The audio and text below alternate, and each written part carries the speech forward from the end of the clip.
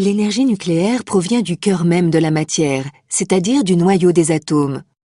On va casser le noyau de certains atomes, cela se nomme la fission nucléaire. La matière qui subit la fission nucléaire s'appelle l'uranium. Concrètement, c'est un métal mais aussi un minéral, c'est-à-dire un élément constitutif des roches. Pour la fission nucléaire, on peut aussi utiliser du plutonium.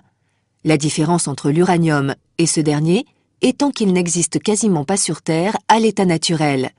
On peut donc considérer le plutonium comme un élément artificiel.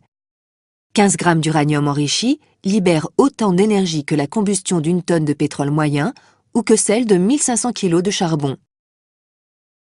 Dans le bâtiment réacteur, des neutrons vont aller percuter les pastilles de dioxyde d'uranium. Cet uranium va se casser, c'est la fission nucléaire. En libérant d'autres neutrons qui iront percuter à leur tour d'autres noyaux, c'est la réaction en chaîne. La fission nucléaire va dégager des quantités colossales d'énergie sous forme de chaleur.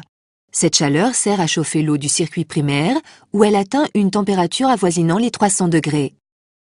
Cette eau sert à chauffer l'eau du second circuit qui, lui, contient de l'eau à la pression atmosphérique.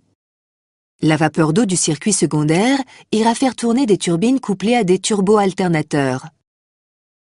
On obtient de l'électricité qui, après avoir été élevée en tension à 400 000 volts, sera envoyée sur le réseau de transport.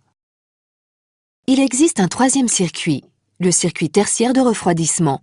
On prélève de l'eau dans le milieu naturel pour la faire circuler à côté de l'eau du circuit secondaire après la turbine. Cette vapeur, refroidie et condensée, est réinjectée sous forme liquide dans le circuit secondaire.